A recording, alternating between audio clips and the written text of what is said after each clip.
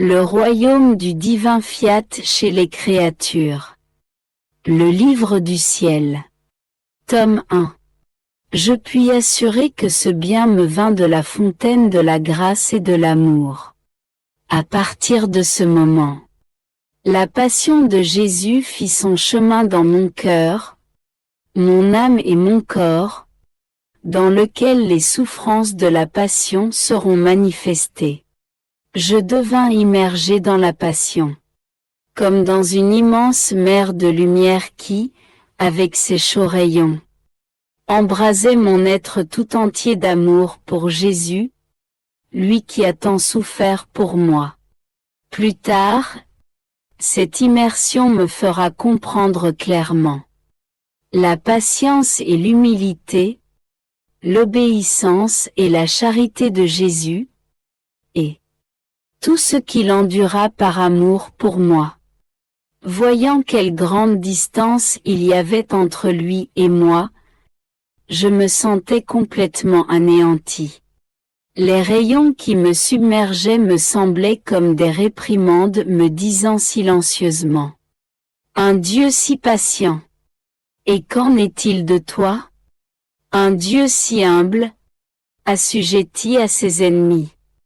Et qu'en est-il de toi? Un Dieu de toute charité qui souffre beaucoup pour toi. Et qu'en est-il de toi? Où sont les souffrances que tu portes par amour pour lui? Où sont-elles? Occasionnellement. Jésus me parlait des douleurs de son agonie et de ses souffrances d'amour pour moi. Et Jean était ému jusqu'aux larmes. Un jour, pendant que je travaillais et que je méditais sur les cruelles souffrances de Jésus, ma tête devint oppressée au point que j'en perdais la respiration. Par peur qu'il m'arrive quelque chose de sérieux, je voulus faire diversion en sortant sur le balcon. Là, je vis une foule immense de gens passant dans la rue. Ils conduisaient mon très gentil Jésus, le poussant et le tirant. Jésus portait sa croix sur son épaule. Il était exténué et suait le sang. Il faisait pitié au point d'émouvoir une pierre. Il leva les yeux vers moi pour me demander du secours. Qui pourrait décrire le chagrin que j'ai alors ressenti? Qui pourrait décrire l'effet que cette épouvantable scène eut sur moi? Je suis rapidement retourné dans ma chambre, ne sachant plus où je me trouvais.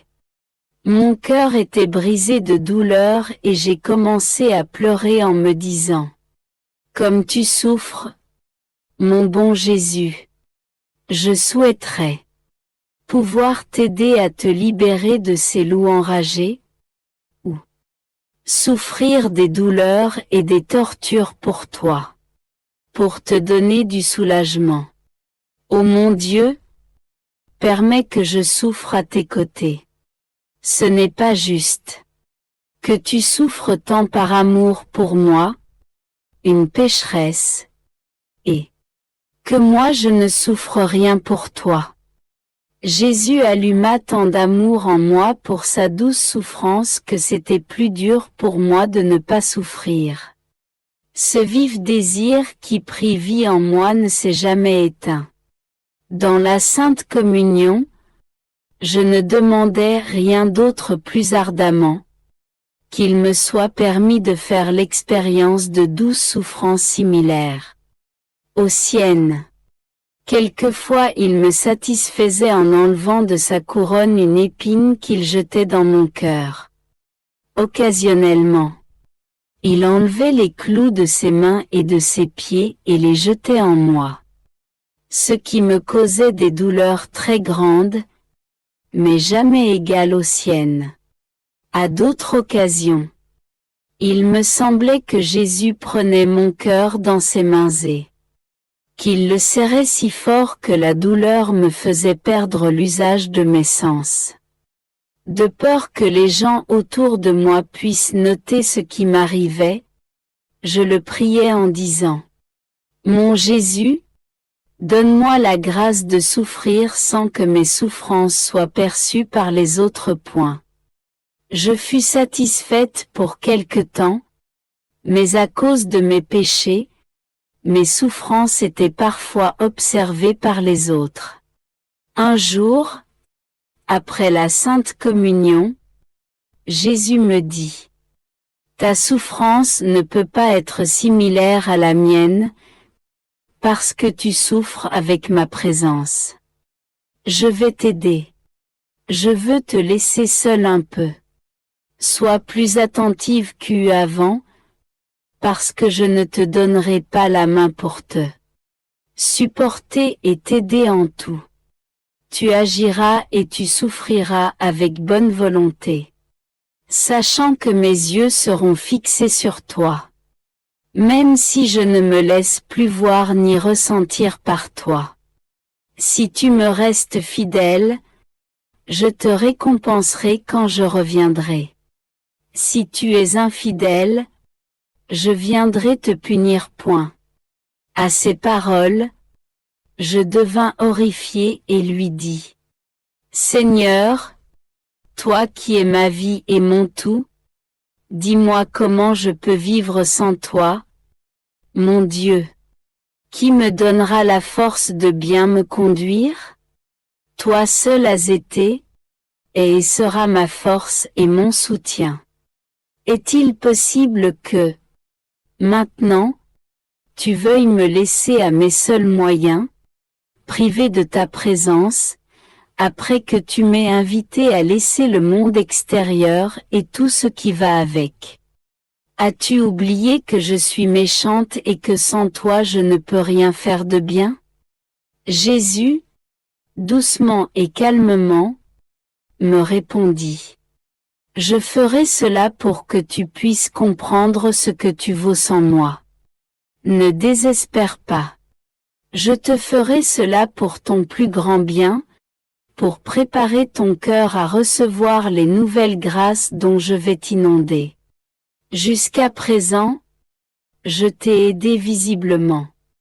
Maintenant, invisiblement, je te ferai sentir ton néant en te laissant seul avec toi-même. Je vais faire en sorte que tu atteignes la plus profonde humilité.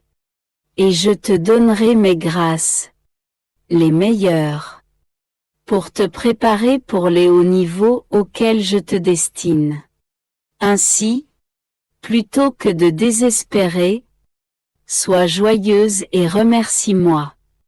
Parce que plus tu traverseras cette mer orageuse rapidement, plus vite tu atteindras le port. Plus les tests auxquels je te soumettrai seront sévères, plus seront grandes les grâces que je t'accorderai. Sois courageuse car, bientôt, je viendrai te consoler dans ton chagrin. Alors il me bénit et se retira. Qui pourrait exprimer la douleur que je ressentis, le vide qui envahit mon cœur, les larmes que je versai, quand je vis mon Jésus qui, pendant qu'il me bénissait, me quittait. Néanmoins, je m'étais résignée à sa très sainte volonté. Et après avoir embrassé sa main 1000 fois, cette main qui me bénissait de loin, je lui dis: Au revoir saint époux, au revoir. Souviens-toi de ta promesse que tu vas me revenir bientôt. Aide-moi toujours et fais que je sois totalement tienne.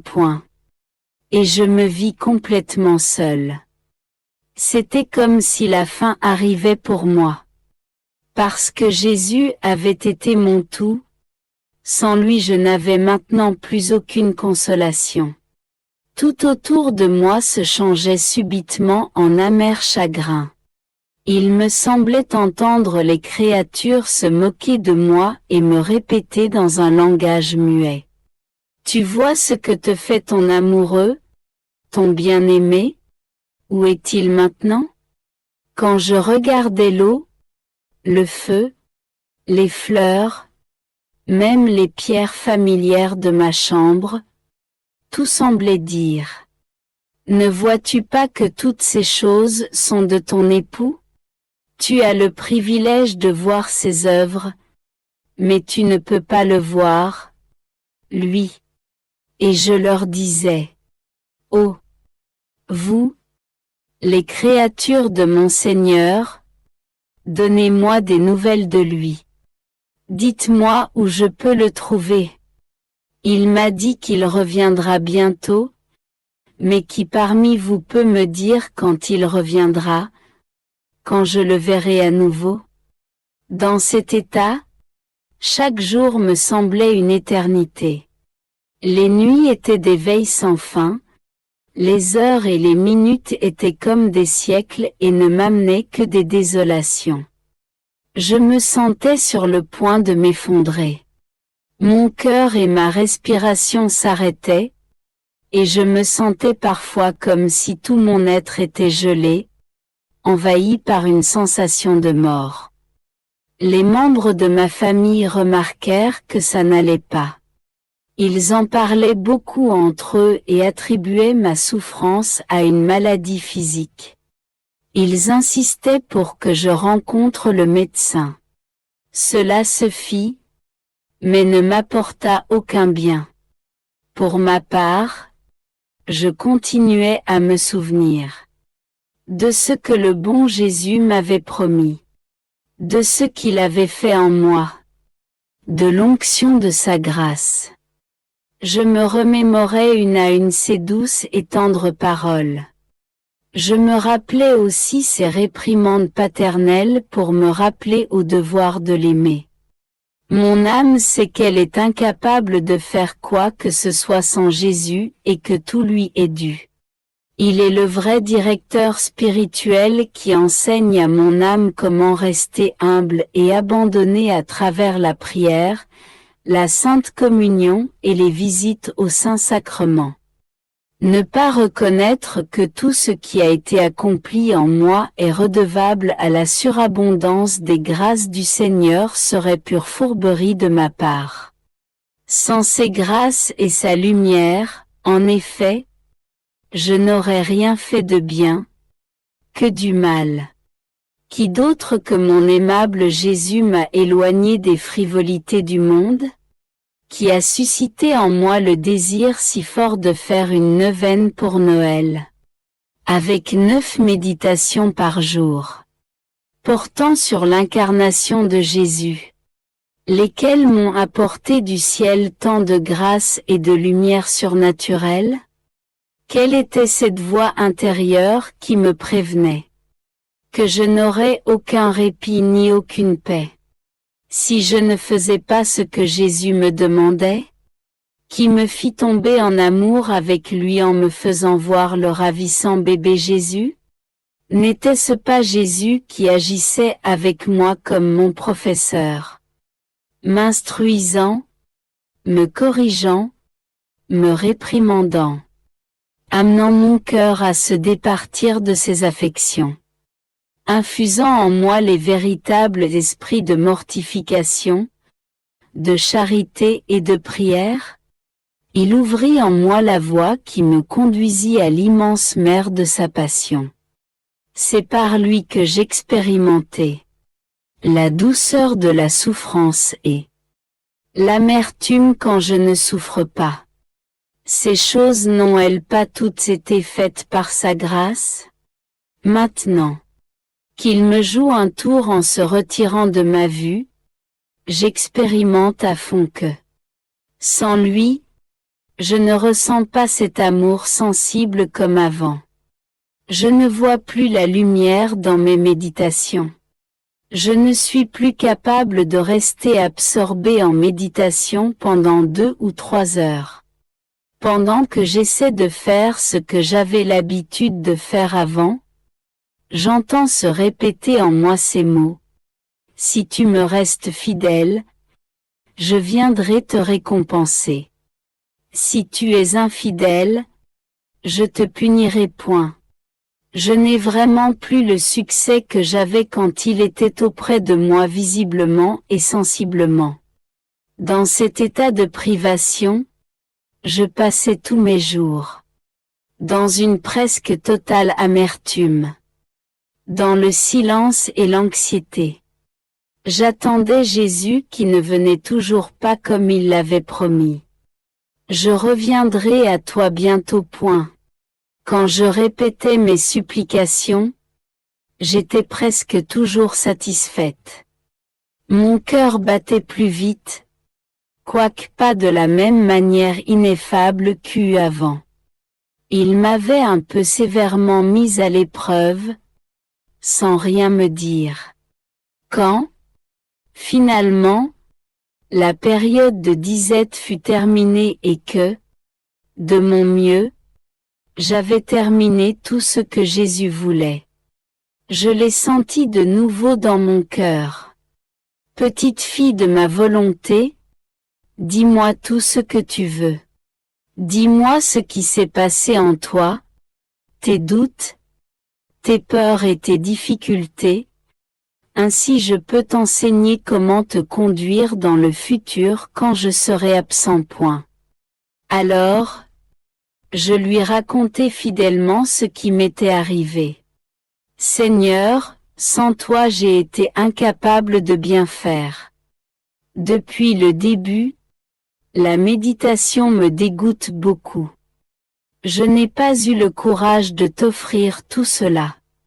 Je n'ai pas voulu rester en communion avec toi, parce que l'attirance de ton amour me manquait. Le vide et la douleur que je ressentais m'ont fait éprouver les agonies de la mort. Pour contrer la souffrance de rester seule, j'essayais de tout compléter. Quand je tardais, il me semblait que je perdais du temps. La peur qu'à ton retour tu me punisses de mes infidélités me faisait continuer. Mes souffrances intérieures augmentaient quand je pensais que toi, mon Dieu, tu es continuellement offensé. Je ne pouvais pas faire d'acte de réparation ni de visite au Saint-Sacrement sans toi. Toi, tu aurais pu m'aider, mais je ne pouvais pas te trouver. Maintenant que tu es avec moi, dis-moi ce que j'aurais dû faire. Point. Me parlant tendrement, il me dit: Tu avais tort d'être si troublé. Ne savais-tu pas que je suis l'esprit de paix? La première chose que je t'avais recommandée n'était-elle pas que ton cœur ne soit pas angoissé? En prière, quand tu te sens dispersé, ne pense à rien et sois en paix. Ne cherche pas les raisons pour lesquelles ta prière est aride, parce que ceci cause davantage de distraction. Humilie-toi plutôt, crois au mérite de la souffrance, et reste tranquille. Comme un agneau qui permet au couteau du tondeur de l'érafler légèrement. Toi, quand tu te vois secoué, battu et seul, sois résigné à ma volonté. Remercie-moi du fond du cœur, et reconnais-toi digne de souffrir. Offre-moi tes désappointements, tes ennuis et tes détresses, en sacrifice de louange, de satisfaction et de réparation pour les offenses qui me sont faites. Tes prières s'élèveront alors comme une fragrance d'encens jusqu'à mon trône, elles blesseront d'amour mon cœur. Elles t'attireront de nouvelles grâces et de nouveaux dons de mon Esprit Saint. Le démon, te voyant humble, résigné et inébranlable dans ton néant, n'aura plus la force de t'approcher. Il se mordra les lèvres de désappointement. Conduis-toi de cette manière et tu acquerras des mérites.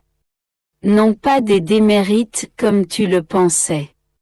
En ce qui concerne la Sainte Communion, je ne veux pas que tu sois triste quand tu ne n'attardes pas là, privé de la puissance magnétique de mon amour. Fais de ton mieux pour bien me recevoir, et remercie-moi après m'avoir reçu. Demande-moi les grâces et l'aide dont tu as besoin et ne t'inquiète pas.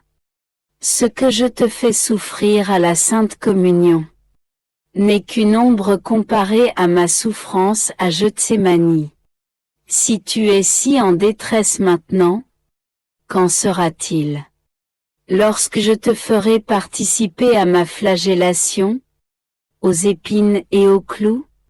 Je te dis ceci parce que les pensées que je te donne actuellement concernant des souffrances majeures pourront te donner plus de courage dans les souffrances mineures. Quand tu es seul et que tu agonises après la communion, pense à l'agonie de mort que j'ai soufferte pour toi au jardin de Gethsémani. Tiens-toi près de moi pour que tu puisses comparer ta souffrance à la mienne. C'est vrai que tu auras encore à te sentir seul et sans moi. Alors tu devras me voir seul et abandonné par mes plus grands amis. Tu les trouveras endormis parce qu'ils ont omis leur prière. Par les lumières que je te donnerai, tu me verras dans de terribles souffrances, entouré d'aspics, de vipères venimeuses et de chiens féroces qui représenteront les péchés passés des hommes, leurs péchés actuels, ceux à venir, et tes propres péchés. Mon agonie pour ces péchés était si écrasante que je me suis senti dévoré vivant. Mon cœur et ma personne tout entière se sentaient enserrés comme dans un pressoir à vin. Je transpirais le sang au point de mouiller le sol. Et ajoute à tout ceci l'abandon de mon Père. Dis-moi, quand ta souffrance a-t-elle atteint ce degré? Si tu te trouves privé de moi, privé de consolation, pleine d'amertume, débordante de douleur et d'angoisse, alors pense à moi. Essaie de sécher mon sang et soulage ma très amère agonie en m'offrant tes légères peines. De cette manière tu recommenceras à t'attarder avec moi après la communion. Ceci ne veut pas dire que tu ne souffrais pas. Car la privation de moi est par elle-même la douleur la plus dure et la plus amère que je puisse infliger aux âmes qui me sont chères. Sache aussi que tes souffrances et ta conformité à ma volonté me donnent beaucoup de soulagement et de consolation. Quant aux visites que tu me fais et aux actes de réparation que tu me fais dans le sacrement de mon amour, que j'ai institué pour toi, sache que je continue de revivre et de souffrir tout ce que j'ai souffert dans les 33 années de ma vie mortelle. J'aime naître dans le cœur des mortels. De cette manière, j'obéis à celui qui m'appelle du ciel à m'immoler moi-même sur l'autel. Je m'humilie moi-même. En attendant, en appelant, en enseignant, en illuminant. Quiconque le veut, peut revenir à moi à travers les sacrements. Aux uns je donnerai des consolations, à d'autres la force. Je prierai le Père pour qu'il leur pardonne. J'en enrichis quelques-uns. Je me marie à d'autres. Je reste vigilant pour tous.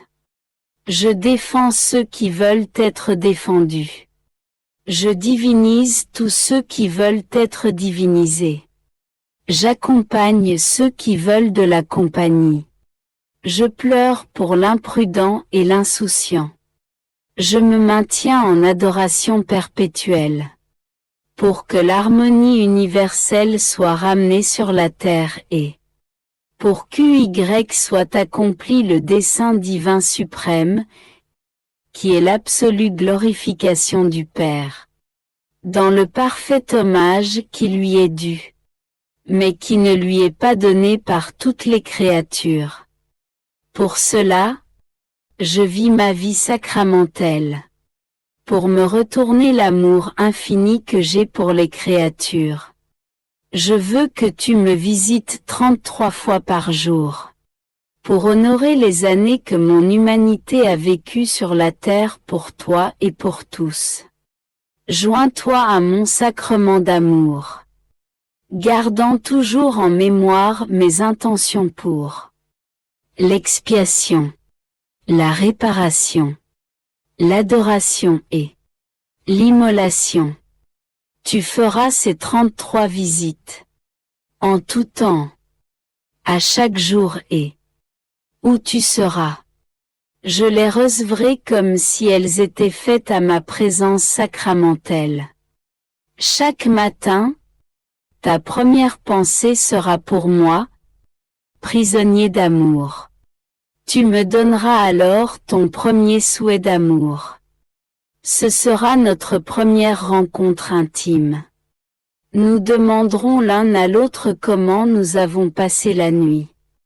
Puis nous nous encouragerons l'un l'autre. Ta dernière pensée et affection de la soirée sera celle de recevoir ma bénédiction. Pour que tu puisses te reposer en moi, avec moi et pour moi. Tu prendras ce dernier baiser d'amour avec la promesse de t'unir à moi dans le Saint-Sacrement. Tu feras d'autres visites du mieux que tu pourras, suivant les occasions, te concentrant entièrement sur mon amour. Pendant que Jésus parlait, j'ai senti sa grâce déverser dans mon cœur, comme s'il voulait me consumer dans son amour. Ma pensée devint confuse et noyée dans une immense lumière d'amour. Cela m'a enhardi et je l'ai prié comme suit. Mon bon professeur, je t'implore de rester toujours tout près de moi, pour que, sous ta direction, je sois toujours disposé à bien faire. La preuve m'a été donnée.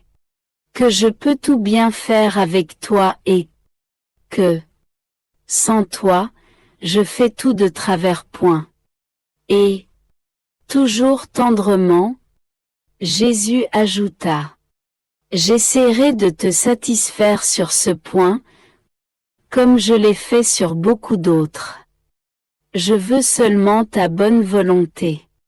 Je te donnerai à profusion l'aide que tu attends de moi. Oh! Comme il était doux avec moi, mon bon Jésus. Jamais il ne manquait à ses promesses. À la vérité, je dois admettre qu'il en faisait toujours plus qu'il me promettait. Et moi, par la suite, j'arrivais à lui plaire. En agissant avec lui, j'éliminais de mon cœur tout doute ou toute perplexité. Même si on me disait que ce qui se passait en moi n'était qu'une évasion fantaisiste. Les jours que j'avais passés sans Jésus, je n'arrivais même pas à une bonne pensée.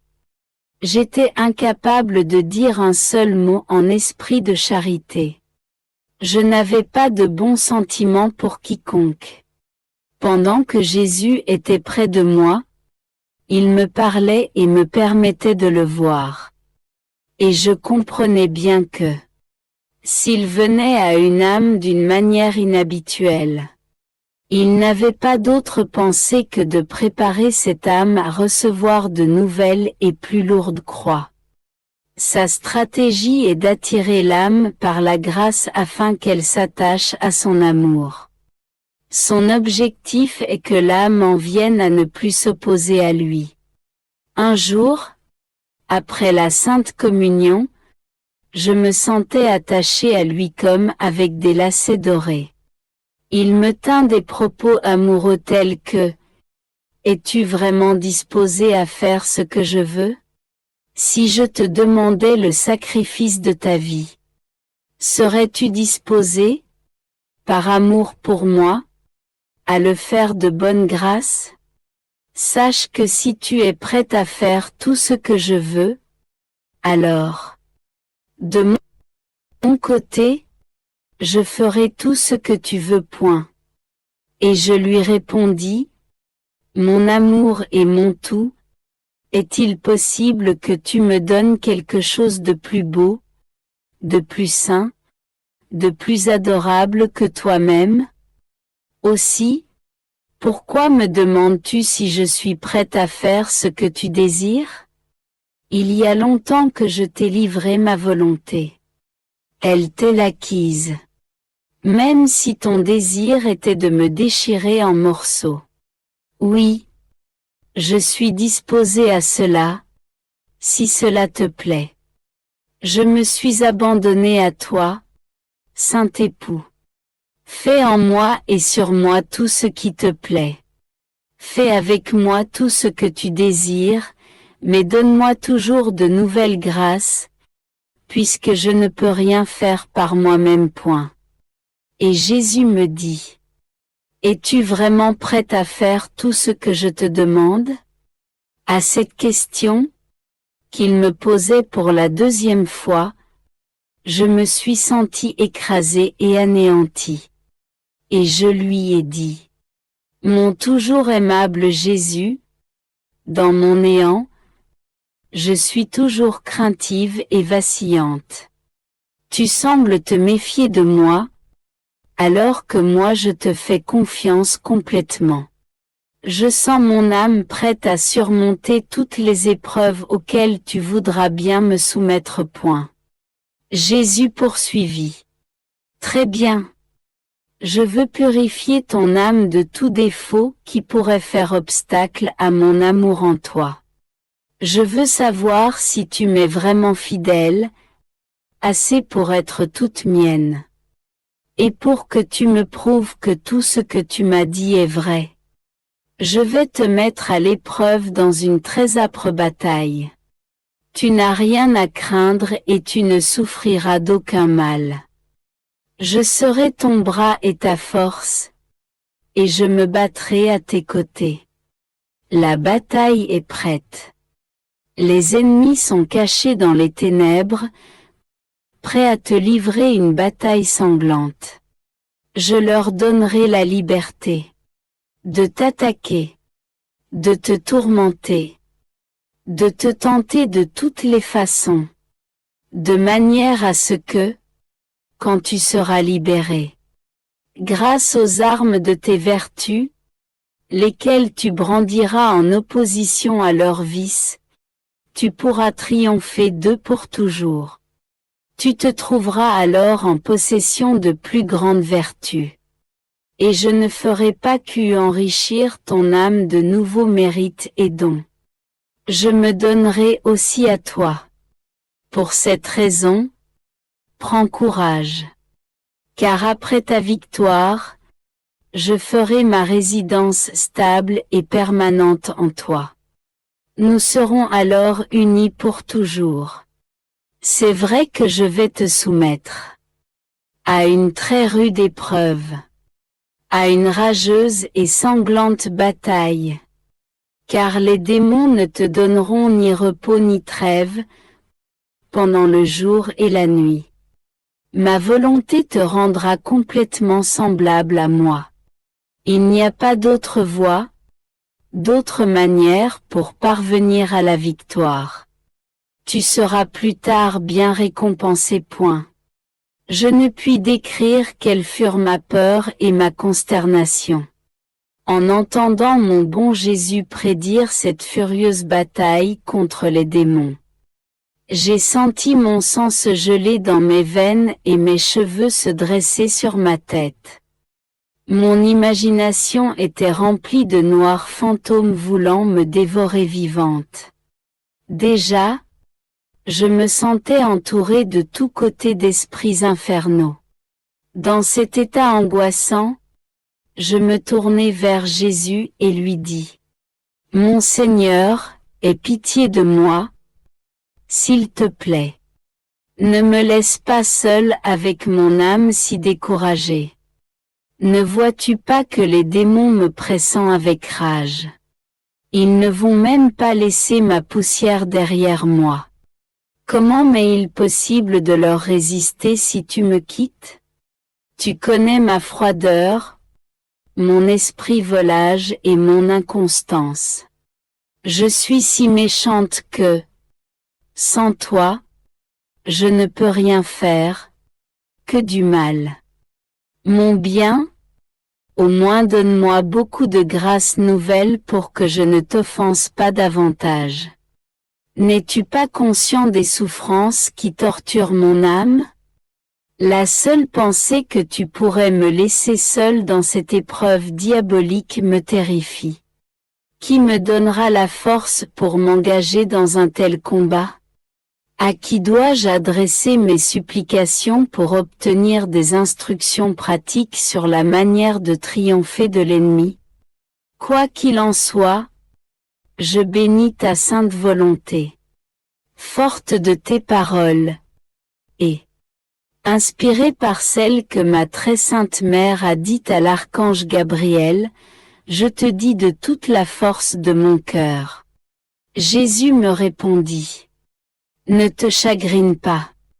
Sache que je ne permettrai jamais aux démons de te tenter au-delà de ta capacité. Sache que je ne permets jamais à une âme qui bataille contre les démons de périr. En fait, j'évalue en premier la force de l'âme. Je lui donne ma grâce actuelle, puis je la conduis dans la bataille. Si une âme tombe occasionnellement, ce n'est jamais parce que je lui refuse ma grâce sollicitée par ses prières continuelles, mais parce qu'elle n'est pas restée unie à moi. Quand cela arrive, l'âme doit supplier, pour être plus sensible à mon amour, duquel elle s'est détachée. Elle n'a pas réalisé que moi seul peux remplir à satiété le cœur de l'homme. Quand une âme est remplie de son propre raisonnement, elle dévie de la voie sûre de l'obéissance, croyant témérairement que son propre jugement est plus exact et mieux balancé que le mien. Ce n'est pas une surprise qu'elle tombe alors. J'insiste donc pour que, par-dessus tout, tu sois constamment en prière, même si cela pouvait signifier souffrir des douleurs au point d'en mourir. Cependant, ne néglige pas les prières que tu fais habituellement. Quand tu te sentiras plus particulièrement menacé, invoque-moi avec des prières confiantes, et sois certaine que je t'aiderai. Je veux que tu ouvres ton cœur à ton confesseur et que tu lui fasses connaître tout ce qui se passe en toi actuellement, de même que tout ce qui doit arriver dans le futur, en omettant rien. Fais tout ce qu'il te dira sans délai. Souviens-toi que tu seras entouré de ténèbres épaisses, aussi épaisses que la noirceur éprouvée par un aveugle.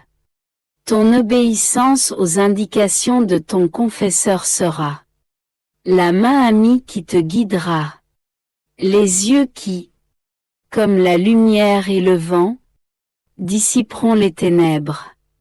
Entre dans la bataille sans frénésie. L'armée ennemie est très consciente de la force et du courage de son adversaire. Si tu affrontes l'ennemi sans avoir peur, tu seras capable de soutenir les plus violentes batailles. Apeuré et terrifié, les démons essaient alors de s'enfuir, mais en sont incapables parce qu'ils sont forcés par ma volonté d'endurer une grande et ignominieuse défaite. Sois courageuse. Si tu m'es fidèle, je te comblerai de force et d'abondante grâce pour triompher. Qui pourra décrire le changement qui se fit en moi? Oh! Quelle horreur me saisit! L'amour pour mon aimable Jésus que je sentais si fort un moment plus tôt se changea subitement en haine féroce, me causant d'indescriptibles souffrances. Mon âme se sentit torturée à la pensée que ce Dieu qui avait été si bienveillant envers moi était maintenant abhorré et blasphémé comme s'il était un implacable ennemi. J'étais incapable de regarder son image, parce que je ressentais une rage terrible. Mon incapacité de tenir dans mes mains les grains de mon chapelet et de les baiser me mettait en pièces. Une telle résistance en moi me fit trembler de la tête aux pieds. Oh! Mon Dieu! Quelle torture! Je crois que s'il n'y avait pas de souffrance en enfer, la souffrance de ne pas aimer Dieu constituerait l'enfer. Ainsi l'enfer était, est, et sera horrible. Parfois, les démons plaçaient devant moi toutes les grâces dont Dieu m'avait gratifié, faisant en sorte qu'elles m'apparaissent n'avoir été que de pures inventions de ma fantaisie. Et ils insistaient pour que j'aie une existence plus libre et plus confortable. Alors que, naguère, les grâces m'apparaissaient réelles. Les démons me semonçaient maintenant en disant: vois-tu le grand bien que Jésus voulait pour toi? Vois comment tu as été récompensé pour avoir répondu à ses grâces. Il t'a laissé entre nos mains, comme tu le mérites. Maintenant tu es à nous, entièrement à nous. Tout est fini pour toi. Tu es devenu notre jouet. Il n'y a plus aucune espérance qu'il t'aime encore point. Alors que je tenais une image sainte dans mes mains, je fus, par l'indignation et le désespoir, entraîné à la mettre en pièces. L'ayant fait, je pleurais des larmes brûlantes et je ne cessais d'embrasser les morceaux déchirés. Si on m'avait demandé comment ces choses étaient arrivées, j'aurais dit que je ne le savais pas et que je fus forcé de le faire. Je suis maintenant convaincu que l'acte de les déchirer vint du démon avec une force incontrôlable, que mes baisers étaient l'effet de la grâce opérant en moi. Immédiatement après, en réfléchissant sur ce qui m'arrivait, j'ai senti mon âme torturée par le chagrin. En voyant ce qu'il avait fait, les démons croyaient qu'il avait gagné et ils jubilaient. Ils me ridiculisaient et, avec des cris et des bruits infernaux, ils me disaient: vois comment tu es devenu nôtre. Tout ce qu'il nous reste à faire est de t'amener en enfer corps et âme, et c'est ce que nous allons bientôt faire point. Les pauvres démons ne pouvaient pas voir à l'intérieur de mon âme. Là j'étais toujours uni à Jésus, pour qui j'avais un océan de bons désirs et pour qui je pleurais et j'embrassais sans cesse les morceaux d'images. Il se fâchait quand il me voyait prier et me prosterner par terre. De temps en temps, il tirait sur ma robe ou remuait la chaise où je m'appuyais. Il me faisait parfois si peur que j'en oubliais de prier et que je me mettais à croire que je pourrais me libérer d'eux toute seule. Ces choses arrivaient souvent la nuit quand j'étais au lit. Pour faire venir le sommeil, je priais mentalement. Mais quand il s'en apercevait, il me molestait en tirant sur les draps et les oreillers. Ainsi, incapable de fermer les yeux pour dormir, je restais éveillé comme une personne qui sait qu'un ennemi qui a juré de lui ôter la vie est tout près, attendant le bon moment pour asséner le coup fatal. J'étais forcé de garder les yeux ouverts pour pouvoir résister quand il viendrait me prendre pour m'amener en enfer. Dans cet état d'esprit, mes cheveux se dressaient sur ma tête comme des aiguilles, tout mon corps était couvert d'une sueur froide qui glaçait mon sang et me pénétrait jusqu'à la moelle des os. Mes nerfs détraqués par la peur devenaient convulsifs. Par exemple, en passant près d'un puits. J'ai senti une forte pulsion à m'y jeter pour mettre fin à mes jours. Consciente de l'habileté des démons, je fuyais, évitant toute occasion où ils pourraient m'attaquer. Néanmoins, je continuais d'entendre des propos diaboliques dans le genre de « Il est inutile pour toi de vivre après avoir commis tant de péchés. Ton Dieu t'a abandonné, parce que tu lui as été infidèle. » Les démons me laissaient croire que j'avais commis beaucoup de crimes méchants, jamais commis auparavant, et qu'il était en conséquence inutile pour moi d'espérer que Dieu me fasse miséricorde. Dans le tréfonds de mon être j'entendais « Comment peux-tu vivre si hostile à Dieu, si froide envers lui? Connais-tu ce Dieu que tu as tant torturé, blasphémé et haï? Tu osais offenser ce grand Dieu qui t'entoure de tous côtés? Et n'oublie pas que tu l'offensais devant ses propres yeux. Maintenant que tu l'as perdu, qui te donnera quelque paix? » Entendant ces discours, j'éprouvais tant de détresse que je me sentais sur le point de mourir. Me mettant à pleurer, je priais de mon mieux. Pour augmenter ma terreur, les démons poursuivaient avec des vexations inhabituelles. En me battant sur chaque partie de mon corps, en pénétrant mon corps avec des aiguilles pointues, et en m'étouffant à la gorge pour me faire croire que j'étais en train de mourir.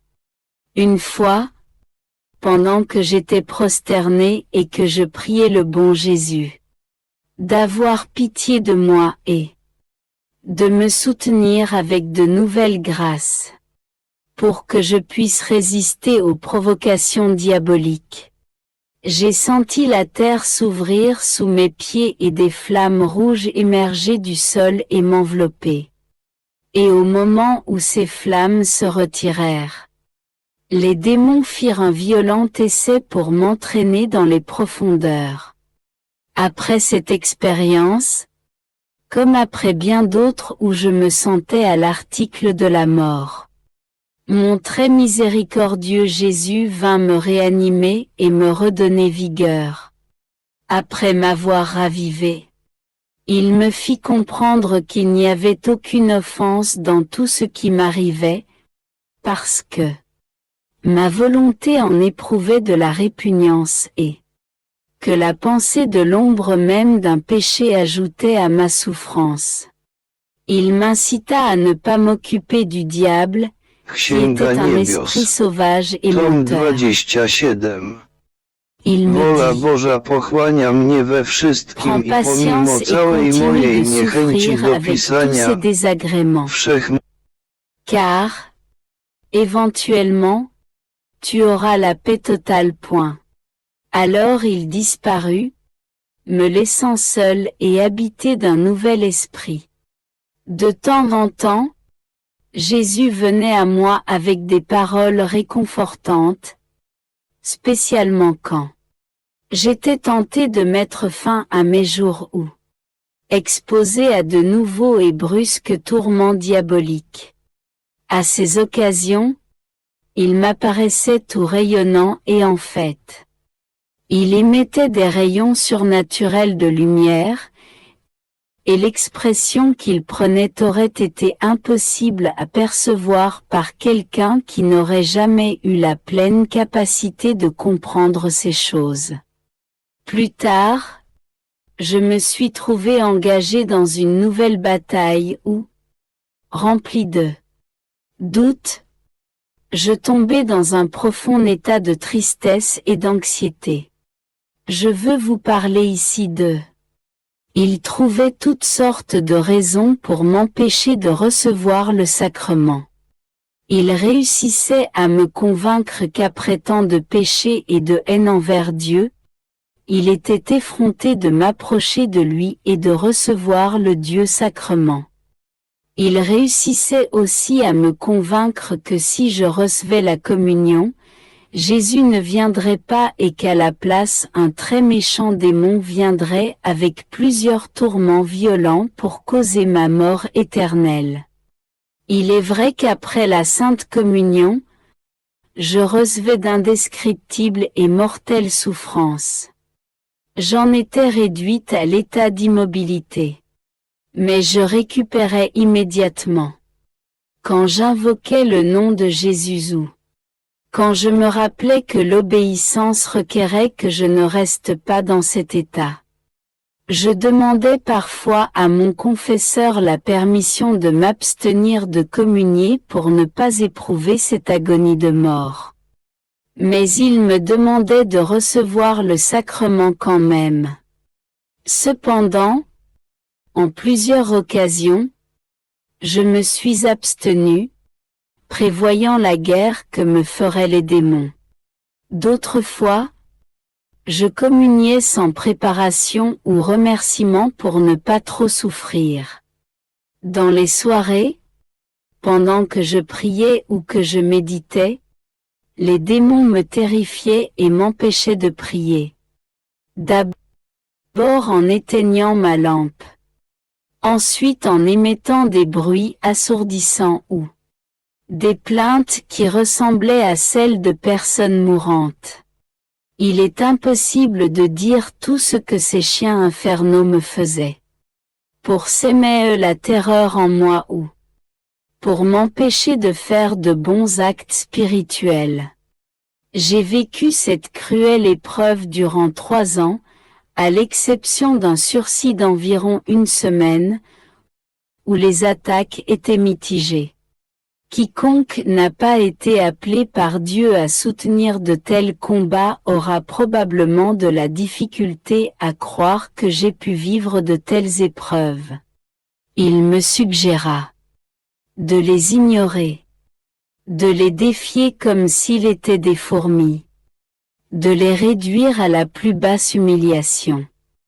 Il me conseilla aussi de méditer profondément sur Dieu dans la prière et la contemplation.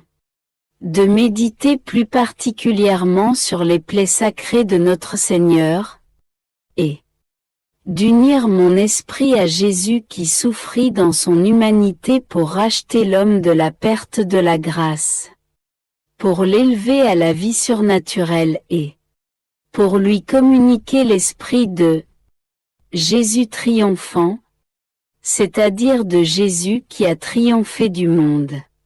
En vérité, dès que je commençais à mettre en pratique ces enseignements de Jésus, je ressentis tant de force et de courage que, en quelques jours, toute peur avait disparu. Quand les démons chahutaient, je leur disais de façon réprobatrice: on voit bien que vous, misérable crapule, vous n'avez aucune manière d'occuper votre temps autre que de satisfaire votre goût pour les idioties. Continuez et quand vous serez fatigué vous arrêterez. Pendant ce temps, moi, infime créature, j'ai autre chose à faire. Par le moyen de la prière, je veux faire mon chemin vers la sainte maison de Jésus, afin de pouvoir aimer et souffrir davantage. À de tels propos, les démons, enragés, faisaient encore plus de bruit. Ils m'approchaient avec ostentation et une violence invraisemblable, pendant qu'ils feignaient de me prendre pour me conduire ailleurs. Leur bouche infernale dégageait une puanteur horrible et suffocante qui m'enveloppait totalement. J'essayais d'arrêter tout cela avec courage et énergie en leur disant: menteurs que vous êtes, vous feignez avoir du pouvoir pour m'amener, mais, si c'était vrai, vous l'auriez fait dès la première fois. Vous ne racontez que des mensonges. Vous chantez votre refrain jusqu'à ce que vous mouriez de rage et de dépit, tandis que moi je me sers de vos tourments pour obtenir la conversion d'un grand nombre de pécheurs. J'ai accepté de souffrir à la demande de mon bon Jésus. Je le fais pour le salut des âmes par l'union de ma volonté à la sienne. À la suite de ces propos, il hurlait et grondait comme des chiens enchaînés essayant d'attraper un voleur. Avec un grand calme, plus qu'eût avant, moins, je disais. N'avez-vous rien d'autre à faire? Vous avez complètement manqué votre coup et une âme vous a été reprise et est retournée dans les bras de mon bon Jésus. Vous avez maintenant une bonne raison de vous lamenter. Si les démons sifflaient, je me moquais d'eux en disant: vous, pauvre infortuné, vu que vous ne vous sentez pas bien, je vais vous soulager de votre maladie. Et je me prosternais et priais pour la conversion des pécheurs les plus endurcis en faisant des actes d'amour à mon miséricordieux Jésus pour la conversion des âmes pécheresses. Voyant cela, ils essayaient par tous les moyens de m'empêcher de prier. J'offrais alors cette nouvelle souffrance en réparation pour les outrages continuellement commis contre Dieu. Je disais ironiquement: Vile engeance, n'avez-vous pas honte de vous abaisser aussi bas que d'essayer de faire peur au pur néant que je suis? Ne vous comportez-vous pas comme des êtres idiots et ridicules? Alors, se mordant les lèvres, il sacrait et hurlait des invectives contre moi, essayant de me faire sacrer et haïr le bon Seigneur. Ressentant des douleurs indicibles en les entendant blasphémer le saint nom de Dieu, je réfléchissais sur la bonté du Seigneur qui mérite l'amour total des êtres doués de raison. Ensuite, je transformais en prière l'amère souffrance que les démons provoquaient en moi, l'offrant à Dieu en réparation des blasphèmes commis contre lui par ceux qui ne se rappellent de lui qu'à travers les jurons. Je disais avec ferveur: accepte mes actes d'amour et de reconnaissance en compensation du manque d'amour et de reconnaissance des pécheurs. Pour contrer ce désespoir, je leur disais: je ne me sens pas préoccupé par ce qui m'attend dans le futur, à savoir si j'irai au ciel ou en enfer. Je veux seulement aimer le bon Dieu et le faire aimer par les autres. Le temps présent m'est donné, non pas pour vivre dans le futur, mais pour vivre en harmonie avec Dieu et pour le rendre toujours plus favorable à moi, moi qui ai été créé par sa bonté et son amour. Je laisse la question du paradis et de l'enfer entre ses mains. Ma seule préoccupation est d'aimer et de faire aimer mon Dieu. Il me donnera ce qu'il voudra. J'accepte tout d'avance pour sa gloire. Et je leur disais aussi: sachez que cette doctrine m'est enseignée par mon bon professeur, Jésus Christ. Il m'a enseigné que le moyen le plus efficace pour acquérir le paradis est de tout faire pour ne jamais l'offenser volontairement, même au prix de sa vie. De ne pas craindre d'avoir mal agi quand il n'y a pas en soi la volonté de mal faire. C'est votre tactique, misérables esprits infernaux, d'essayer de décourager les personnes naïves, en créant en elles des doutes et des peurs, non pour les amener à aimer Dieu davantage, mais pour les amener au désespoir total.